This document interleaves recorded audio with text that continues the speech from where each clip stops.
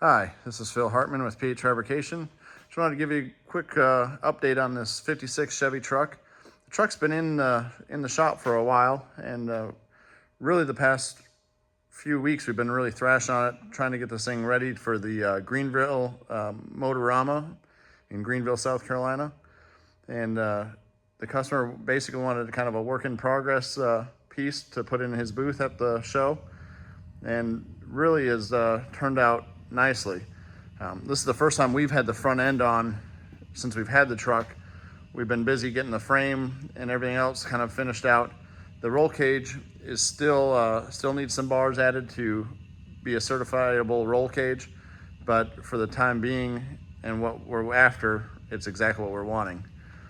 Also, the front end you can kind of see is unique. We used Strange Engineering GT strut shocks, all the lower drag style tubular A-arms, along with a Flaming River manual rack.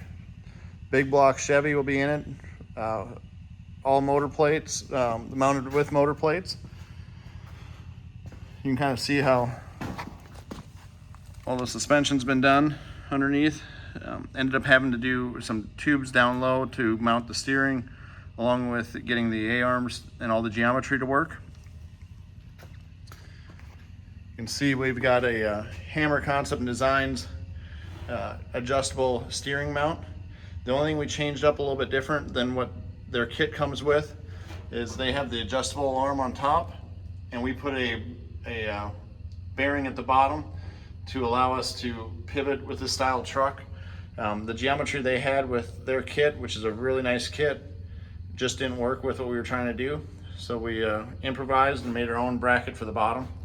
Really turned out nice.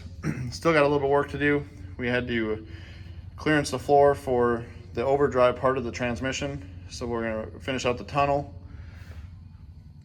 Back here, we went from a square tube front end, which you can see what we did up here, and really made a nice piece. Did a nice rolled front frame, and it's all square tubing to the back until you get right behind the cab, and then we switched to all a full round tube chassis.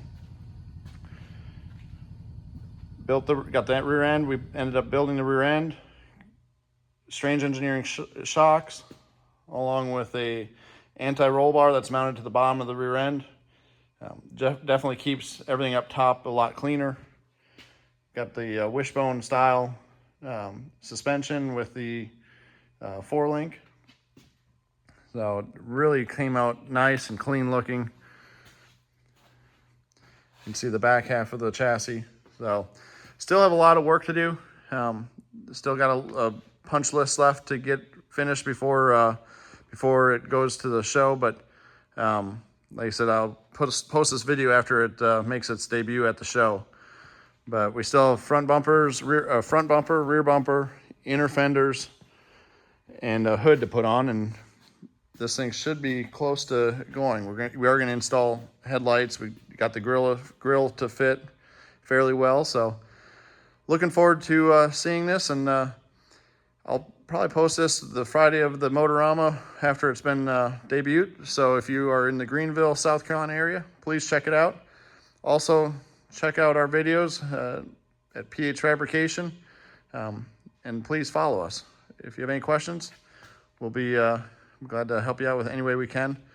Do need to give a shout out to Edwards Ironworkers, Cleveland Punch and Die, Bailey Industrial, Trick Tools, man, Hammer Concept Designs. Man, a lot of these companies help us out, and you can see the kind of work that we get out of our Edwards Ironworker tubing bender.